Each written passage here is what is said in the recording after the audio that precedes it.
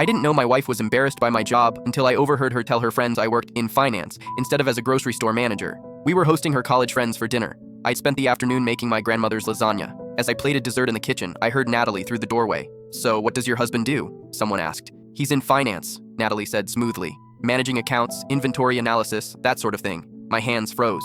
Finance. I managed produce departments and trained cashiers. I wore a name tag and made sure the dairy cooler stayed at the right temperature. I brought out the tiramisu like nothing happened. Smiled through coffee. After they left, I didn't mention it. Maybe I'd misheard. The next month, her parents visited. Over brunch, her father asked about my career. "He's doing well," Natalie jumped in. "Steady corporate position with good benefits." Corporate. I worked at Freshmart on Miller Street, where I'd started as a stock boy at 16. When her brother got engaged, we attended the announcement party. His fiance's parents asked what I did. Natalie touched my arm and said, "He's in business management. It's quite demanding." I started noticing how she'd steer conversations away whenever someone asked about my work, how she'd suddenly need to refill her drink if I started talking about my day, how she never mentioned where I worked, only vague descriptions. My regional manager promoted me to district supervisor, 8 stores and a salary increase that would finally let us start saving for a house.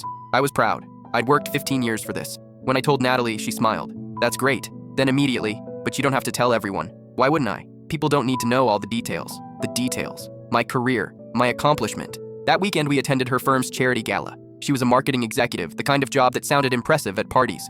Her boss approached us. "And what do you do?" Before I could speak, Natalie laughed. "He's in supply chain logistics. Keeps everything running smoothly." Supply chain logistics. I scheduled teenage cashiers and made sure we had enough shopping carts. I excused myself and didn't come back for 20 minutes. On the drive home, I finally asked, "Why can't you just tell people what I actually do?" She was quiet. "It's not that simple. It's completely simple. I manage grocery stores. But that's not how people see it." "How do people see it?" "Like you're just a clerk or something." There it was. The truth she'd been dancing around for years. "And that embarrasses you," I said. She didn't deny it, just stared out the window, her silence confirming everything. I moved into my brother's place the next week, filed for divorce the month after. During mediation, her lawyer argued she deserved more of our savings because of her higher earning potential. My lawyer pointed out that I'd worked since I was 16, put myself through business courses at night, and earned my promotions through dedication. The judge asked Natalie if she'd contributed to household expenses proportionally. "Well, his job didn't really require..." She started.